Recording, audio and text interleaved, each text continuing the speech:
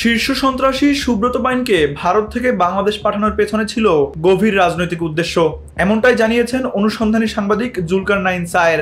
বৃহস্পতিবার 29 মে নিজের verified Facebook পেজে এক পোস্টে এই তথ্য তুলে ধরেন তিনি। জুলকারনাইন সায়েরের দাবি, প্রায় 1.5 বছর আগে সুব্রত বাইনকে একটি বিশেষ ব্যবস্থার মাধ্যমে বাংলাদেশে আনা হয়। মূল উদ্দেশ্য ছিল তাকে ভিন্ন পরিচয়ে যুক্তরাজ্যে পাঠিয়ে রাজনৈতিকভাবে গুরুত্বপূর্ণ ব্যক্তিদের লক্ষ্য করে পরিকল্পিত গুপ্ত হত্যা সংগঠন করা। সেই অনুযায়ী প্রস্তুতিও চলছিল। তবে 5 আগস্ট 2024-এর পর রাজনৈতিক পরিবর্তনের ফলে তার আশ্রয়দাতারা ক্ষমতাচ্যুত হয়ে পড়ে। ফলে সুব্রত বাইন আর পেছনের পরিকল্পনা বাস্তবায়ন করতে না পেরে গা ঢাকা দিয়ে সাধারণ মানুষের ভিতরে মিশে যায়।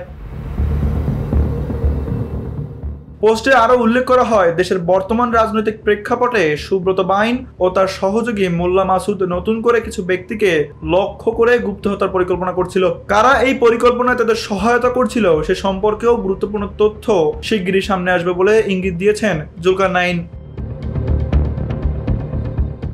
এদিকে রাজধানীর হাতিরঝিল থানায় দায়ের করা অস্ত্র আইনের মামলায় সুব্রত বাইনকে 8 দিনের রিমান্ডে নেওয়ার আদেশ দিয়েছেন আদালত। একই মামলায় বাকি 3 আসামি মোল্লা মাসুদ, শুটার আরাফাত ও MAS শরীফের 6 দিনের রিমান্ড মঞ্জুর করা হয়েছে।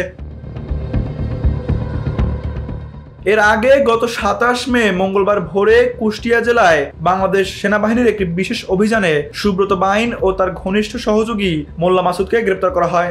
পরবর্তী সময়ে তাদের দেওয়া তথ্যের ভিত্তিতে রাজধানীর হাতিরঝিল এলাকা থেকে আরো 2 জন সহযোগী আরাফাত ও শরীফকে গ্রেপ্তার করা হয়। এই 4 জনের বিরুদ্ধেই বুধবার অস্ত্র আইনে মামলা দায়ের করা হয় এবং পরদিন তাদের রিমান্ডে পাঠানো হয়। Tanvir Ahmed, NPB news.